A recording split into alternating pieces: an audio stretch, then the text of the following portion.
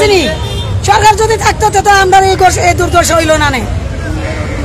16 বছর আমরা করে খাইছি, আমরা ফুটপাত ভাঙছে না। 1 বছরের ভিতরে আমরা ফুটপাত ভাঙিয়ে আমরা তুই স্নাচ করে দেয়, আমরা কর্ম ধরাই দেয়, আমরা কর্ম করিয়া দেয়, আমরা কি করে খাইতাম। রয়েছে দক্ষিণ সুরমার রেলগেট। সেই রেলগেট ইতিমধ্যে অবৈধ স্থাপনা উচ্ছেদ অভিযান চলছে। ইউটিউবার সাংবাদিক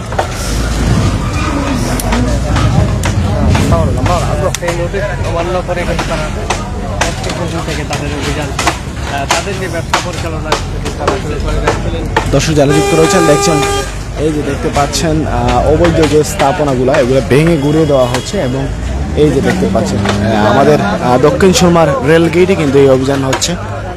আমরা আপনাকে সরাসরি দেখানোর এবং জানানোর চেষ্টা করতেছি। এই যে দেখতে পাচ্ছেন, এই যে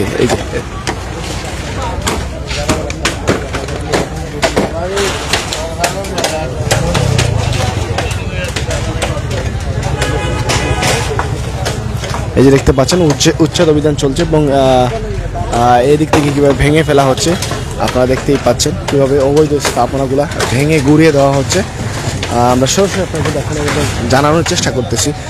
রেলগেট থেকে অবৈধ যে স্থাপনাগুলো রাস্তার দুপাশে গড়ে উঠেছিল সেগুলো কিন্তু আসলে দুঃখিত এক পাশে গড়ে উঠেছিল, সেগুলো কিন্তু আসলে ভেঙে গুঁড়িয়ে দেওয়া হচ্ছে।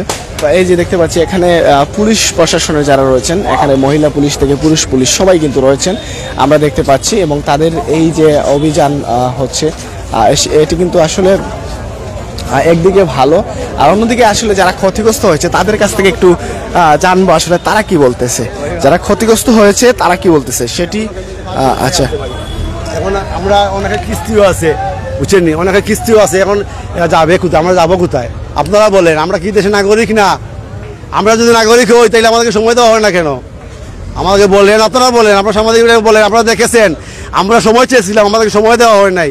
2-3 ঘন্টা সময় চেয়েছি, উনি আমাদেরকে এক অফিসারে 20 মিনিট সময় দিয়েছিলেন। 20 মিনিটের ভিতরে দোকানগুলো অনেক সম্ভব না। জি না, কোনো নোটিশ দেওয়া হয় নাই।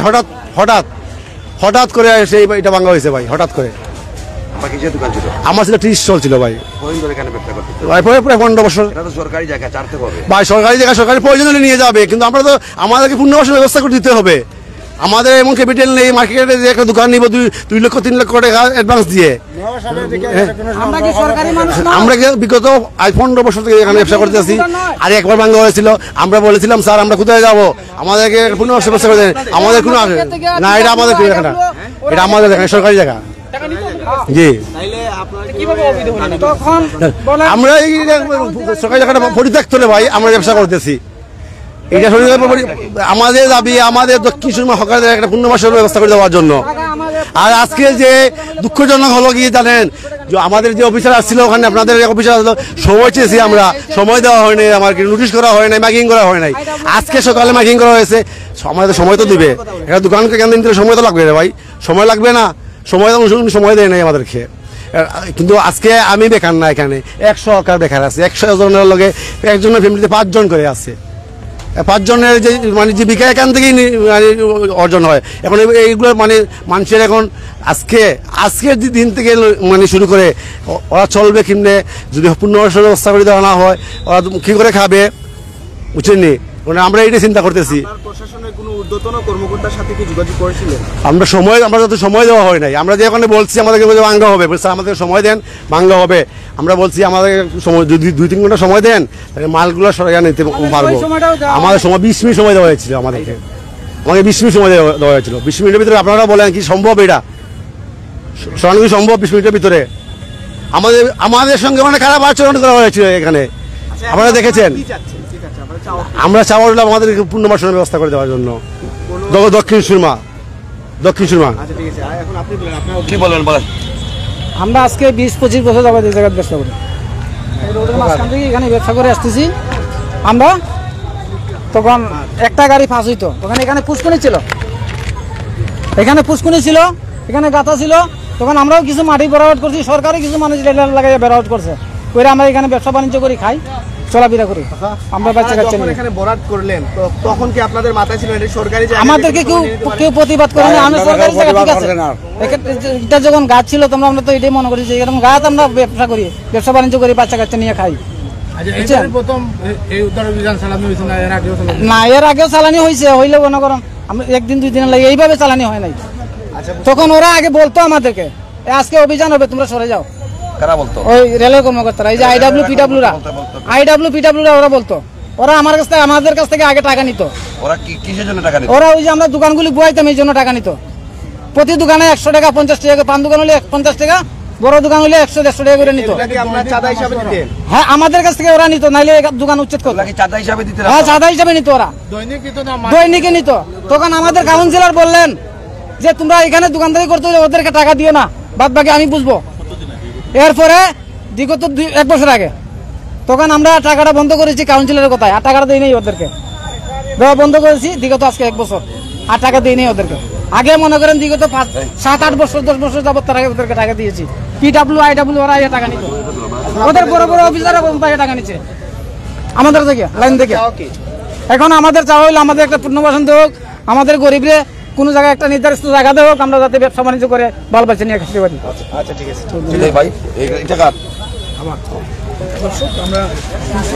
দর্শক শুনছিলেন, আসলে আমরা এখানে কথা বলছিলাম যারা ছিলেন। এখন আমরা চেষ্টা করবো যে আসলে ডিসি মহোদয়ের যে ওনার সাথে কথা বলার চেষ্টা করব। আসলে তারা যেটা বলছেন যে তাদেরকে সময় দেওয়া হয়নি, মাত্র 20 মিনিট সময় দিয়েই কিন্তু আসলে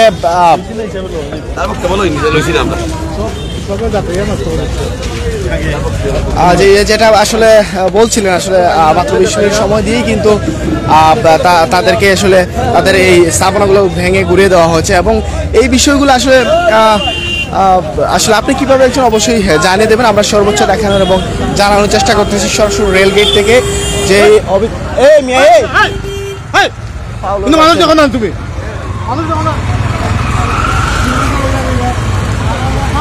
যাই হোক, আমরা আসলে একটু সামনের দিকে এগিয়ে যাচ্ছি এবং আপনাদেরকে দেখানোর চেষ্টা করতেছি, যারা আমাদের সাথে রয়েছে আমরা চেষ্টা করতেছি আপনাদেরকে সরাসরি দেখানোর জন্য। আসলে আমরা আজকে এই যে দুপক্ষের যে দুটি পরিস্থিতি সৃষ্টি হয়েছে, একদিকে প্রশাসন এবং অন্যদিকে যারা নির্যাতিত রয়েছেন, তারা সব মিলিয়ে আসলে এই বিষয়গুলো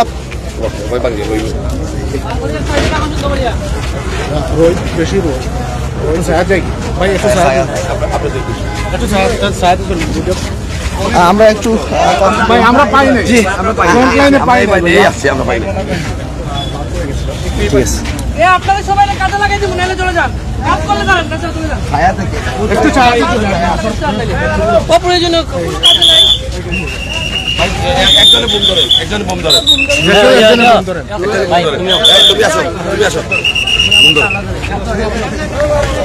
একজনে বসতে, একজনে বসতে করো, একজন বসতে করো। খুব কম কথা বলো, মানে একেবারে শর্ট কথা। একসাথে দিয়ে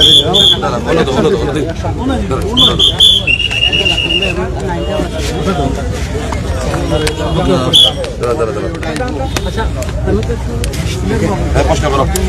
আজকে আপনারা সকাল থেকে অভিযান করছেন,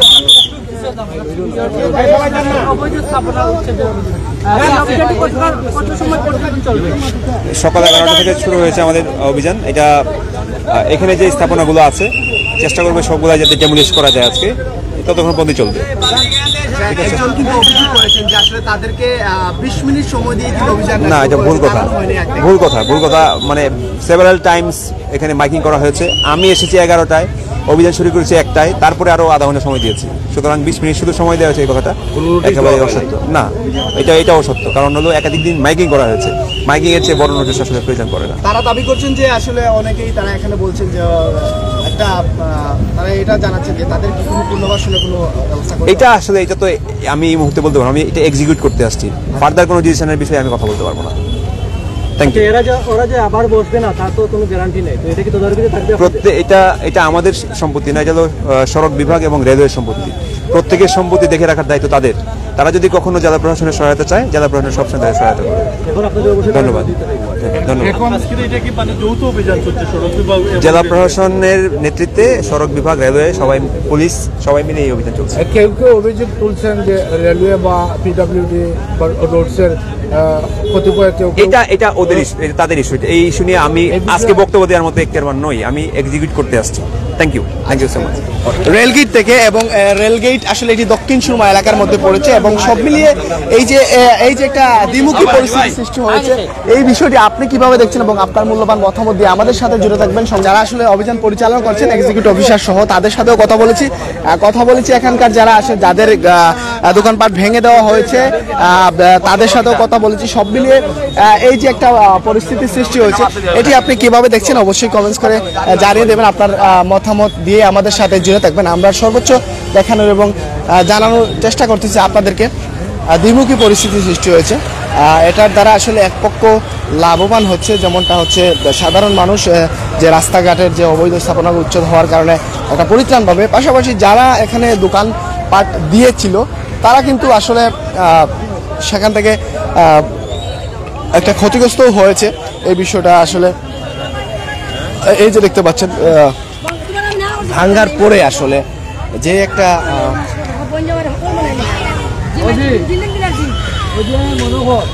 এই যে দেখতে পাচ্ছেন ভাঙার পরে কিন্তু ইতিমধ্যে রেলগেটের বর্তমান যে পরিস্থিতি দেখতে পাচ্ছেন আপনারা। আমরা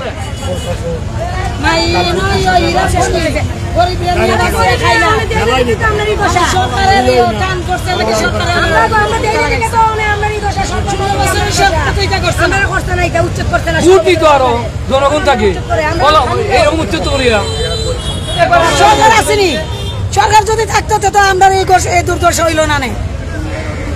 16 বছর আমরা করিয়া খাইছি, আমরা ফুটপাত ভাঙছে না। 1 বছরের ভিতরে আমরা ফুটপাত ভাঙে আমরা তুই স্নাচ করিয়া দেয়, আমরা কর্ম ধরাই দেয়, আমরা কর্ম করিয়া দেয়। আমরা কি করে খাইতাম? আমরা বাচ্চা নিলে কি করে খাইতাম? চুরি করতে পারবো না ডাকাতি করতে পারবো? আমরা 6টা বাচ্চা নিতে লেখাপড়া করতে কি করাইতাম? সরকারে আমরা পথ দেখাই দেখ। আমরা যে ব্যাংকের থেকে কিস্তি আনিয়ে এই দোকানপাট করছি, এখন আমরা এই কিস্তি কিভাবে চালাবো? আর কিভাবে আমরা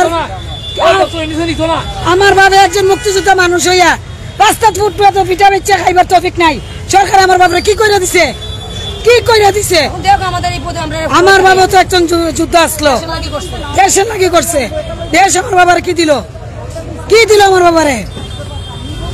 আমরা একজন বৃদ্ধ বাবার লয়ে চলে খাইতাম পারি না, আমরা কি করে খাইমো? এটা হয়ে লাভ নাই যে আমরা কি করে খাইমো? বাংলাদেশের এটা হলো চুরের কোণে বেশি না দিচ্ছা, এটা শেখা বলছে চুরের কোণে। অসহায় অবস্থায় নাই বাড়ি নাই ঘর, এখানেও রান্ধি, এখানেও খাই, এখানেও থাকি। আজকে এখানেও শেষ, ফুলের মধ্যে একটু দোকান করতাম, ইটো শেষ। এখানে ওই তখন পূজা লই আইছে, এখন আইয়া এখন কই দিতাম নাই বাড়ি নাই ঘর, কোনো কিচ্ছু নাই। রুজি কইরা খাই, দোকানে দোকানে খাইলে ফান বেশি, এইখানে বইয়া দিলে ফান বেশি, সুরট বেশি। আজকে ইটো শেষ, এখন কই যেতাম, এখন পথের মিজে ঘুমাইমু, এছাড়া আর উপায় নাই। আর বাসা উঠে নাই না কিচ্ছু নাই, আমার বলতে কিচ্ছু নাই। আমরা বাসা কই? ওইটার উপরে দিন যাপন করে বাচ্চা কাচ্চারা লইয়া চলি, এখন ইটো শেষ।